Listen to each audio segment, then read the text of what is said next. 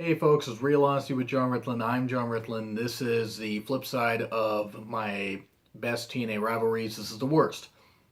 So again, I talked about quite a few of these. So most of these will probably be pretty quick. And you can always search for matches and put, this guy versus this guy and find them out on YouTube. Some of the matches are good to watch just for a train wreck. But anyway, here we go. And I made an addition to this thanks to @JJF Tweets. So I'm at my number one will be quite the, little rant.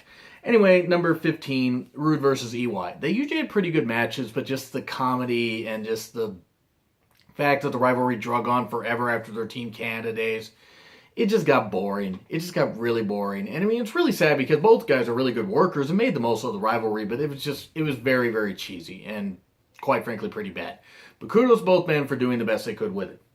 14, Bully Ray versus Chris Sabin. Just didn't care for it. It's like it just felt forced.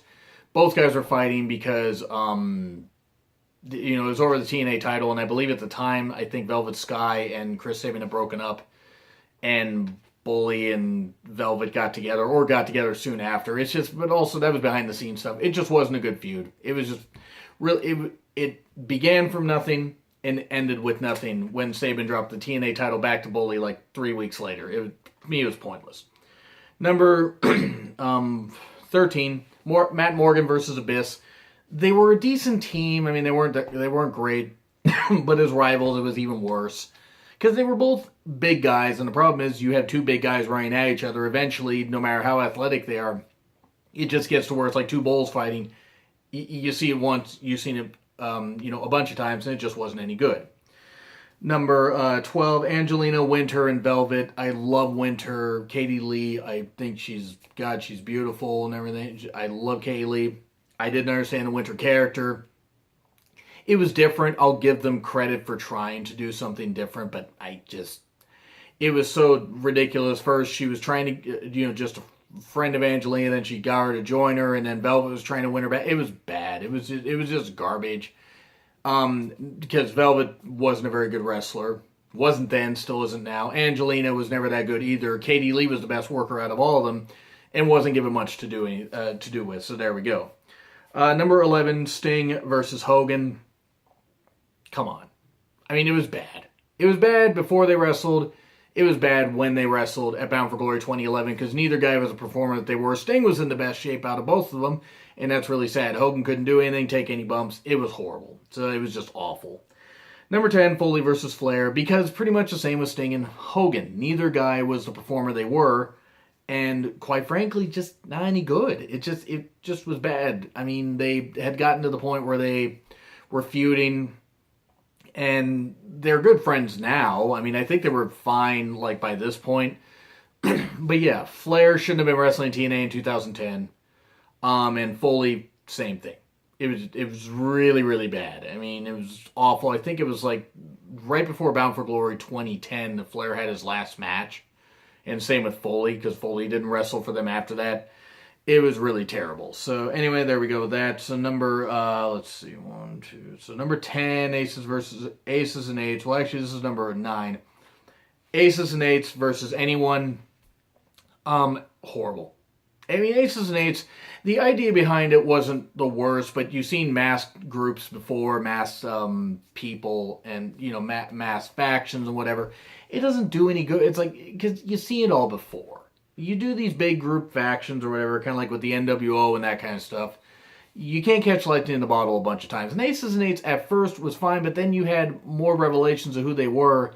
And when your best guys in the group are Devon and Bubba Ray, or Bully Ray, or whatever, that was really the best part of it. Now, Bully Ray, don't get me wrong, got the best character out of this thing and was great. He was fantastic as a heel. And yeah, they had Mike Knox and Gallows and stuff like that in there.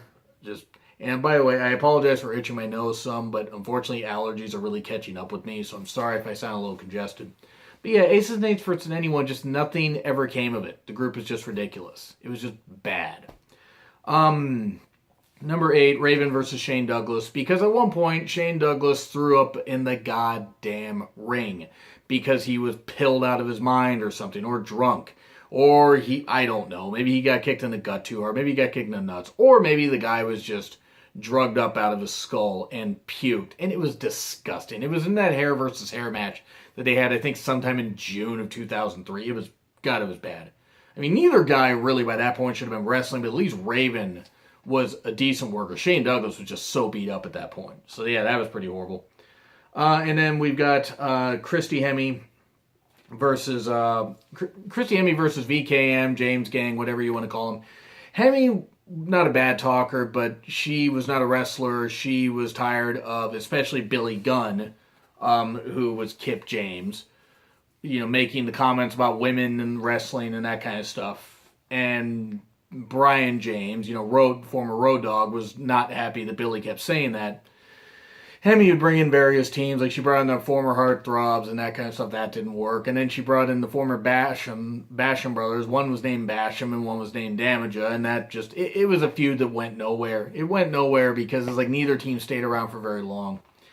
So number 6, and I apologize because I redid my numbers, so I'm kind of a little confused here. But Matt versus Jeff Hardy, no, it just, to me, they made the most out of this broken Matt Hardy and Brother Nero thing, and that's been entertaining in a train wreck type of way. But when they were feuding before that, before either one was broken or wearing weird contacts and stuff like that, anytime they feuded, it just wasn't any good because they were better as a tag team, not as rivals. It just did not work with them as rivals, my opinion, and I'm entitled to it just as much as you are.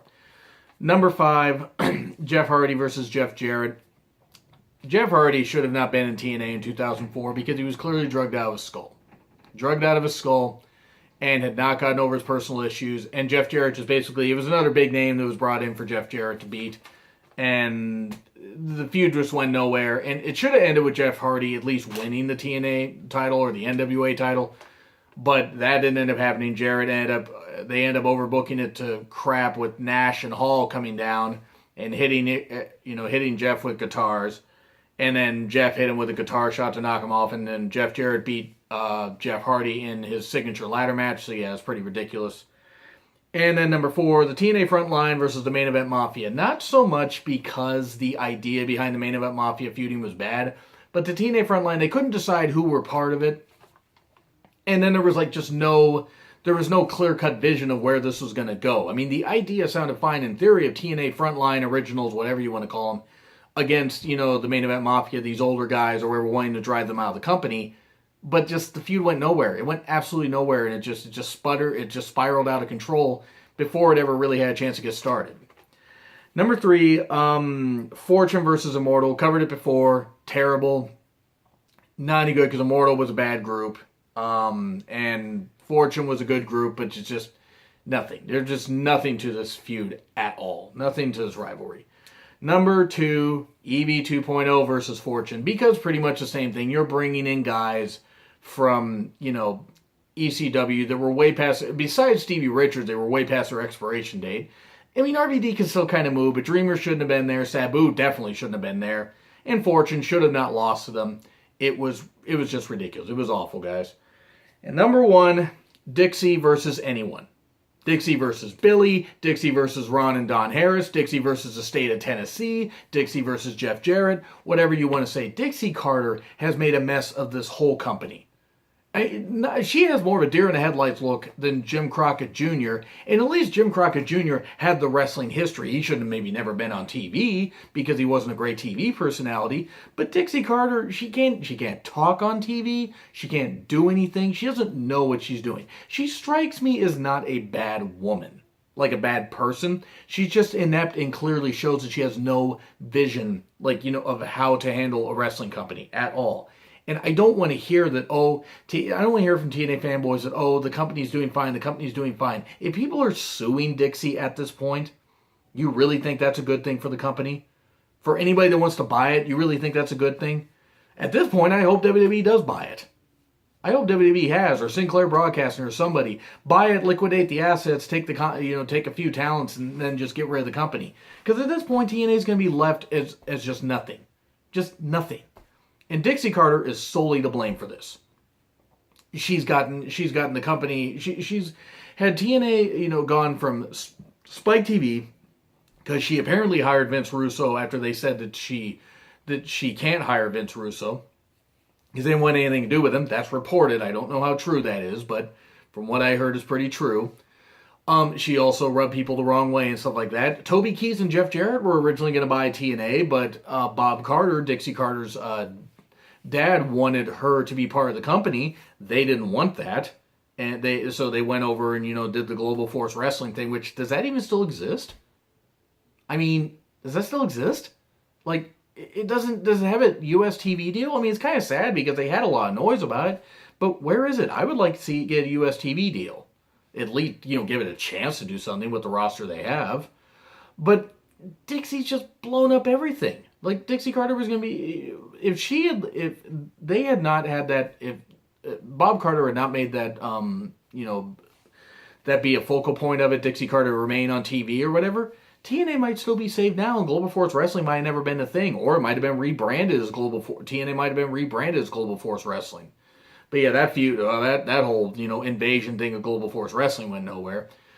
But yeah, just bad all around. Dixie versus anyone is the top rivalry, worst rivalry in TNA. I mean, basically because it's just a train wreck. The company has spiraled so badly out of control. WCW 2000 wasn't this bad. So that's what I gotta say. Do you agree? Do you disagree? Like, comment, and subscribe as always. Twitter link is in the description. Real Honesty with John Ritlin. I'm John Ritlin. I will see you soon.